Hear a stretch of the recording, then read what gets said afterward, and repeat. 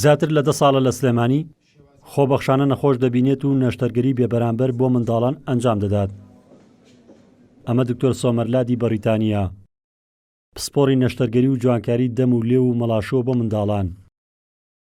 جگە لە بینینی نەخۆش و نەشتەرگەری، سیمیناری زانستی و خولی ڕایەنان بۆ پزیشک و کارمەندانی تەندروستی دەکاتەوە. بەهاتنی دکتۆر سۆمەرلاند ئیشەکان زۆر گۆڕە. ئەمە چونکە خۆی دکتۆر سۆمەرلانیەکێکە لە باشترین و شارەزاترین کەس لە جیهانە. بەهاتنی ئەو ئەتر ئیشەکان لێرە زۆر گۆڕا و زۆر پێشکەوت.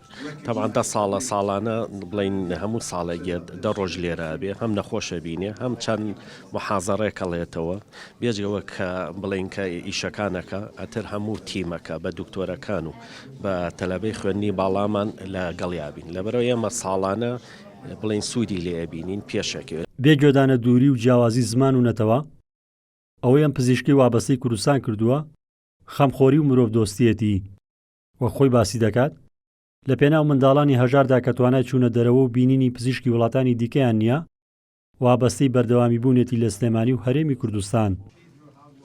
ئێستا جگە لە دانانی پەیکەرێک سەنتەرێکی تایبەتمەندی پزیشکی بۆ چارەسەرکردنی نەخۆشیەکانی ناڕێکی و زگماکی مەڵاش و لێو بە ناوی ئەم پزیشکەوە ناونراوە لە ناو نەخۆشخانەی سوتاوی سلێمانی.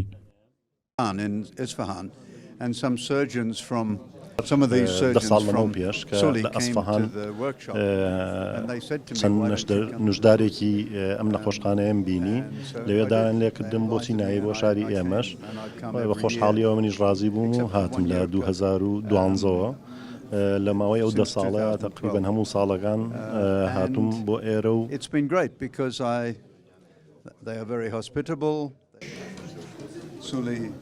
سۆمەرلات ئێستا خانەنشین بوو و لە چەند ڕێکخراوێکی بیانی خێرخوازیدا کار دەکات.